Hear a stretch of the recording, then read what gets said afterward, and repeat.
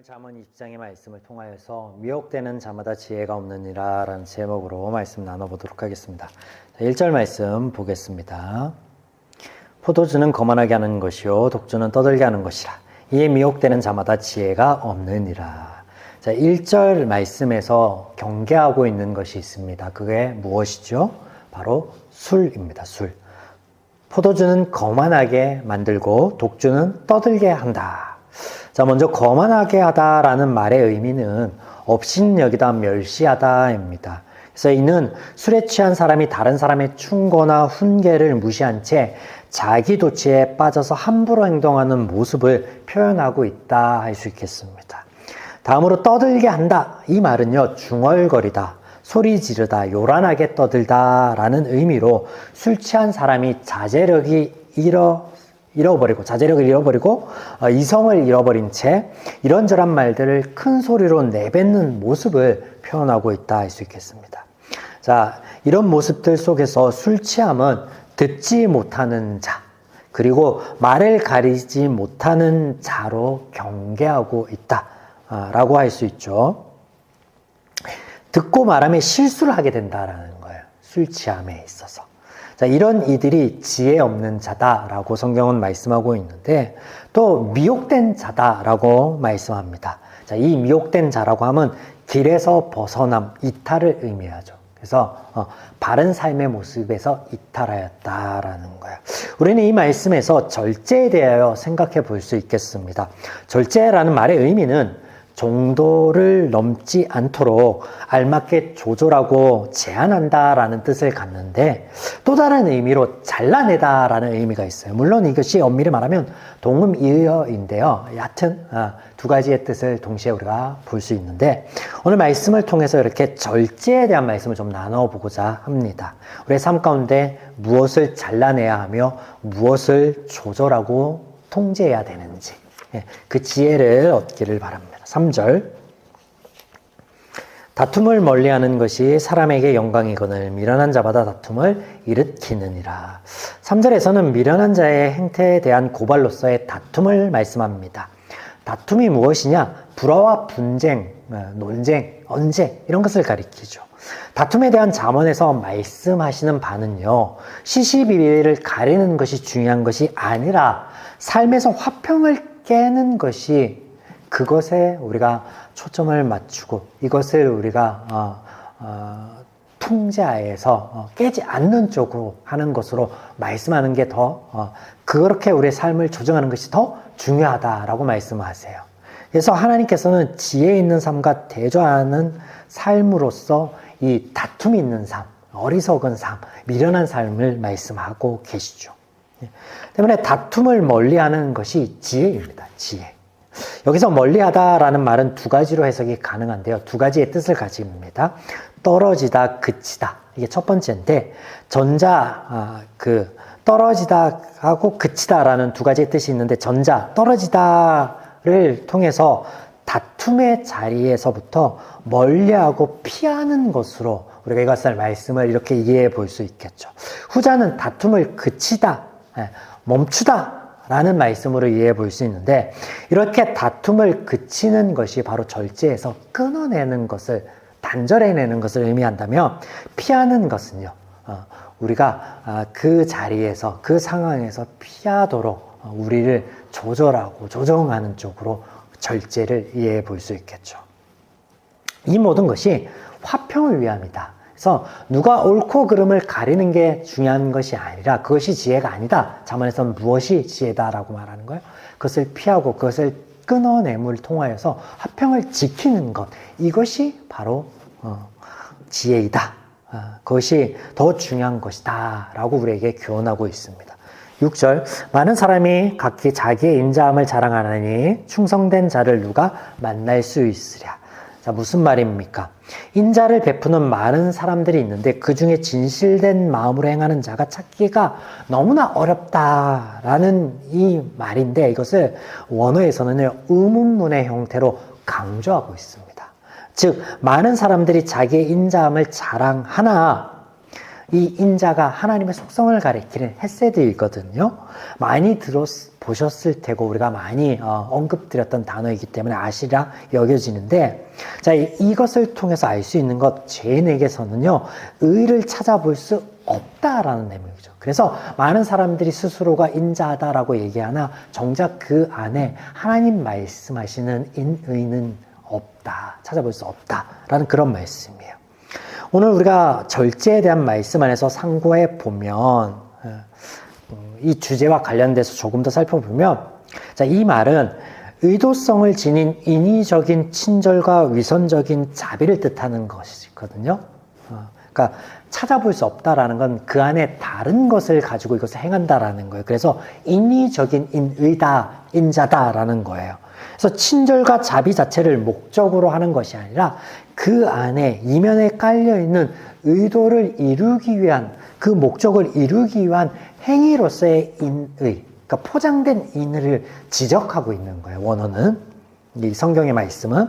때문에 자랑하다라는 말도요, 우리가 이게 조금 다른데, 이 단어가 부르다, 외치다라는 뜻으로 자신의 친절을 사람들 앞에서 생색내듯이 드러내는 것, 큰 소리로 떠드는 것, 그런 것으로 묘사되고 있습니다. 그래서 적극적으로 어필하는 거죠. 자기가 얼마나 친절한지, 자기가 얼마나 인애로운지, 자기가 얼마나 자비로운지 그 이면에 숨은 의도는 감춘 채. 우리가 이것을 경계하는 말씀을 통하여서 하나님의 그 헤세드의 모습을 또 우리가 통해서 배우게 되는 것은 무엇이냐면, 인자와 친절은 대가를 바라는 것이 아닌 오직 돕고자 하는 선한 마음에서 오는 행위여야 된다는 걸 배우는 거예요. 감춰진 의도가 아니라 그냥 아무 의도 없는 선한 마음이어야 된다. 하나님이 우리에게 하셨던 그것을 배우게 되고요. 더불어 우리가 베푸는 자비와 친절은요, 드러내려 하는 마음, 보상을 받고자 하는 마음으로부터 행위로 옮겨져서는 안 되기 때문에 이것이 절제되어야 된다. 때로는 단절되어야 되고 때로는 조절되어야 된다라고 교훈하고 있음을 우리가 알 수 있죠. 11절, 비록 아이라도 자기의 동작으로 자기 품행이 청결한 여부와 정직한 여부를 나타내느니라. 11절 말씀은요, 비록 아이라고 하여도 그 행동을 통해서 자신이 드러나는 것처럼 우리의 행동을 통해서 청결과 정직이라는 것을 드러내어야 된다라고 교훈하고 있는 것이죠. 여기 나타내느니라 라는 이 단어는요, 두 가지의 의미를 가지고 있기 때문에 두 가지로 해석이 될 수 있는데요. 먼저 간주하다, 알아내다.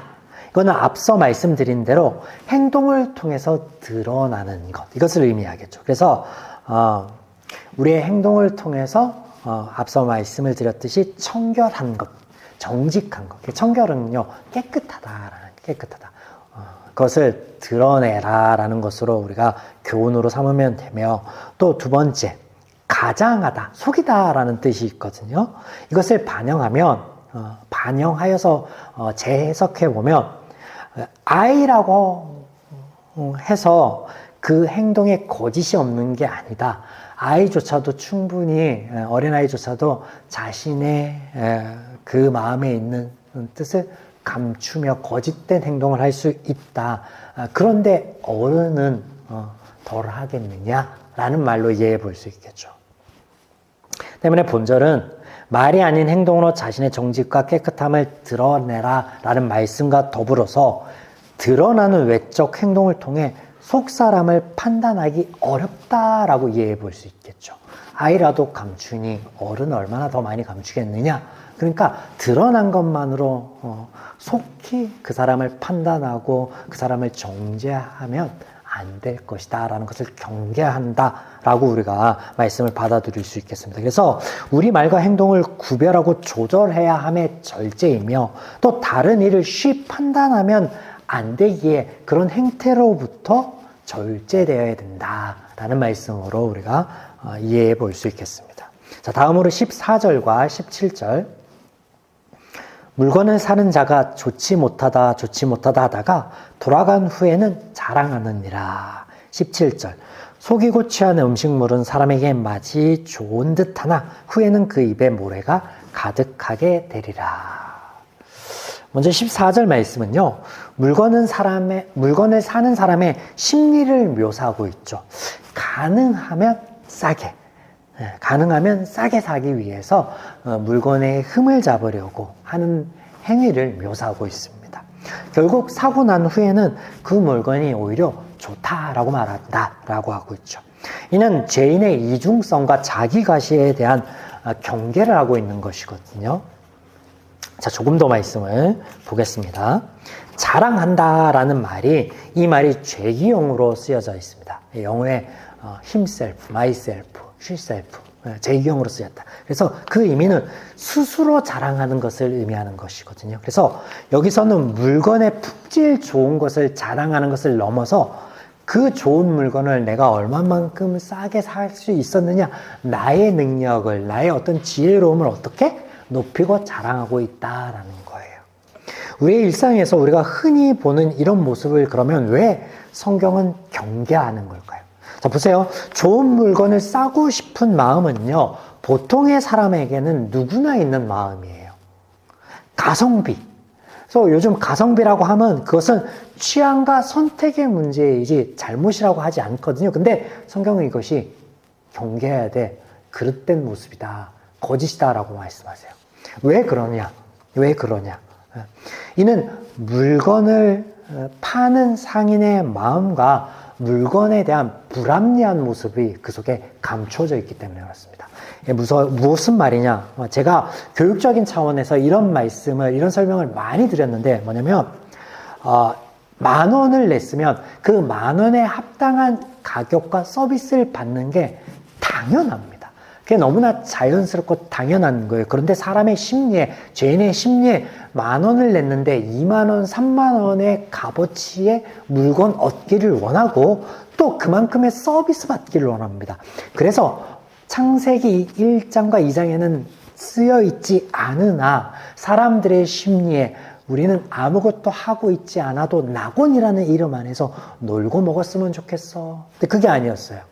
그들이 먹고 마시기 위해서 그에 합당한 무엇을 노동을 해야 됨을 성경은 말씀하고 있었거든요. 그것입니다. 그래서 거짓이다라는 거예요. 그 속에 감추어진 죄인의 거짓을 하나님이 꼭 집어서 말씀하고 있는 거예요. 더불어 이는 나에게는 선하고 좋은 것일지라도 물건을 제공하는 이의 입장에서는 손해를 끼치는 일이에요. 그렇잖아요. 그래서 성경은 어떠한 경우에도요, 타인에게 손해를 끼치면서 나에게 유익을 삼는 것을 선하다 하지 않아요. 그것을 경계합니다. 금하고 있습니다. 그러니까 파는 사람들이 10,000원짜리를 10,000원에 안 팔아요. 20,000원에 팔고 세일합니다 하고 15,000원에 파는 거예요. 그런 일들이 반복하죠. 죄의 악순환입니다. 때문에 17절에는 그런 유익 없음에 대해서 이렇게 말씀하죠. 입에 모래가 가득하게 되리라. 남을 속여서 부정한 방법으로 얻어낸 음식이 당장에는 즐겁고 맛있는 것 같으나 결국에는 부정적인 결과를 낳을 수밖에 없을 거야 라고 말씀하는 거예요. 자, 이 말씀은 14절 말씀과 더불어서 이해해 보면 사람의 심리, 좋은 물건을 싸게 사기 위한 또 물건의 값을 깎거나 덜 받으려는 심리는 결국 물건을 파는 사람에게 손해가 되기 때문에 파는 사람도 사는 사람을 속이게 되죠. 앞서 말씀드렸듯이 10,000원짜리를 15,000원, 20,000원 해서 세일하는 것처럼. 그런데 이런 악한 행위들을 끊어내는 게 하나님께서 말씀하시는 우리의 행위에 절제 있을 때, 거짓이 없을 때 그게 가능하다라고 말씀하세요. 하나님께서 우리에게 요구하는 정직을 통하여서 이 거짓의 고리를 깨기를 바라시는 것, 분별하고 조절함으로 잘라내는 절제를 우리에게 말씀하여 주시는데 이것이요, 신약에서 말씀하시는 빛의 삶이며 소금의 삶인 것이에요. 16절 타인을 위하여 보증선자의 옷을 취하라. 외인들을 위하여 보증선자는 그의 몸을 볼모 잡을지니라. 16절 말씀이 매우 호전적이라 할 수 있겠습니다. 보증을 선자의 옷을 뺏어버리고 그 몸 자체를 볼무로 잡아라! 라고 말씀하고 있어요. 자, 이런 말씀은요, 모세를 통하여 주신 말씀과 정반대편에 서 있다라는 것을 우리가 알 수 있는데, 출애굽기 22장과 신명기 24장에는요, 채무에게 반환을 위해서 담보 잡는 것, 그리고 보증 서는 일을 금하고 있대 담보물은요, 이 해가 지기 전에 돌려주라라고 말씀하세요. 자, 출애굽기 22장 26절, 내가 만일 이웃의 옷을 전당 잡거든 해가 지기 전에 그에게 돌려보내라. 신명기 24장 10절부터 제가 좀 읽어드립니다. 내 이웃에게 무엇을 구워줄 때는 너는 그의 집에 들어가서 전당물을 스스로 취하지 말고 밖에 서서 있고 내게 구워주는 자가 전당물을 밖으로 가지고 나와 내게 줄 것이며 그가 가난한 자이면 너는 그 전당물을 가지고 가지 말고 해가 질 때 그 전당물을 반드시 그에게 돌려줄 것이라. 그리하면 그가 옷을 입고 자며 너를 위하여 축복하리니 그 일이 내 하나님 여호와 앞에서 내 공의로움이 되리라. 자, 이 말씀이 오늘 잠언 말씀과 이렇게 차이를 보이는 이유는 뭘까요? 왜 다른 말씀을 하시는 걸까요? 먼저 죄인에게서 인애를 구할 수 없다. 우리가 앞서 살펴봤죠. 죄인에게는 인애를 구할 수 없습니다. 출애굽기와 신명기 두 말씀은요, 모두 하나님의 인내하심을, 인자하심을 보이시고 가르치시는 대목으로서 그런 하나님을 쫓겠다, 하나님의 말씀을 따르고 지키겠노라 한 언약을 한 이스라엘 백성에게 주는 거예요. 그러나 그들조차도 이 말씀을 지킬 수 없었음을 우리는 보았습니다.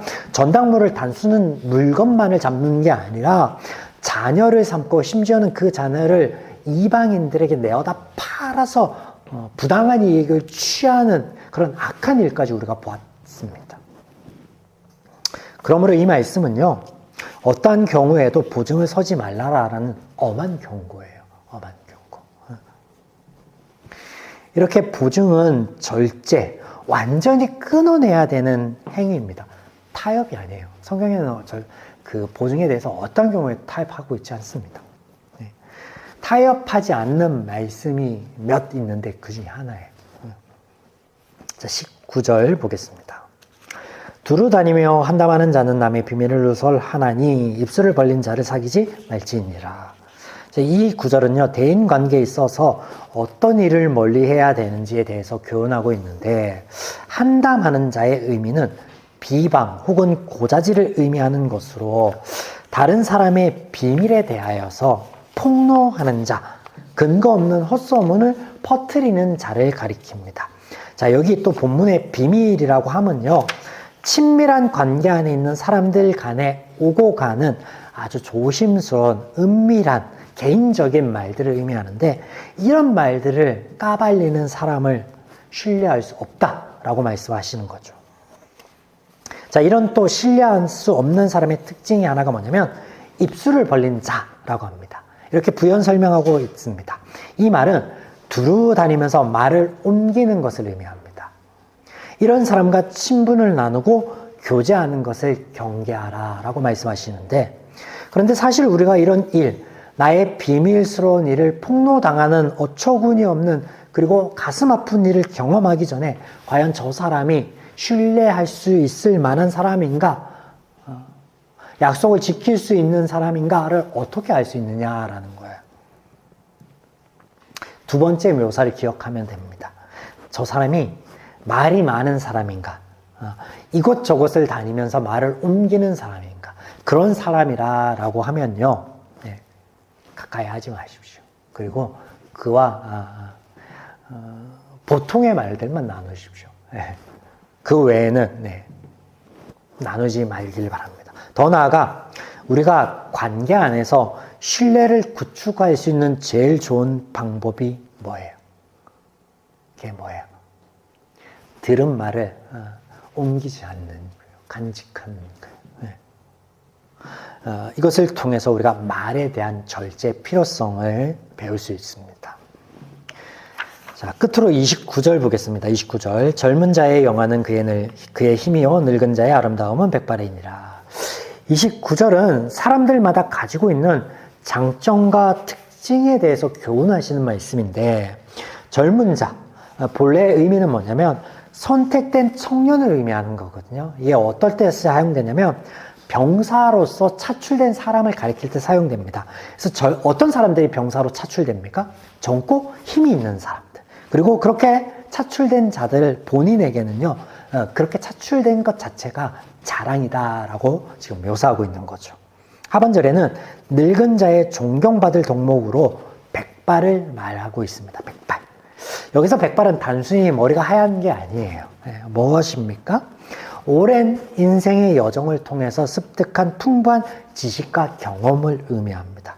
이런 장점과 특징이 있습니다. 젊은이들은 지혜와 경험은 부족하나 힘이 있고 그리고 에너지가 넘칩니다. 반대로 힘이 없고 에너지는 딸리나 풍부한 경험과 지혜와 지식이 노인들에게는 있습니다. 이런 차이는요, 하나님 안에서 서로 조화를 이룰 때 선한 것이 됩니다. 하나님께서 아담이 홀로 지내는 것이 안타까워서 배필로 화를 곁에 두고 서로를 보완하고 위하고 사랑하게 하셨던 것을 떠올려 보십시오. 하나님의 말씀 안에 이것을 깨닫고 절제하면요, 다름이 틀림이 아니라 정죄가 아니라 서로를 위한 보완이라는 아주 선하고 좋은 것이 되게 됩니다. 오늘 이것을 교훈하고 있습니다. 사랑하는 여러분, 오늘 나눈 말씀들 가운데 무엇을 끊어내고 무엇을 조절할지에 대한 지혜를 얻었습니다. 이 말씀은 우리 삶 가운데 하나님의 평안에서 벗어나는 미혹된 삶, 지혜 없는 삶이 아닌 평안을 지키며 누리는 삶으로 이어갈 수 있도록 잘 우리 안에서 내재되고 또 절제하는 가운데 발현돼서 우리의 삶이 그런 평안의 삶으로 누려지고 이어지기를, 그리고 그런 우리의 일주일의 삶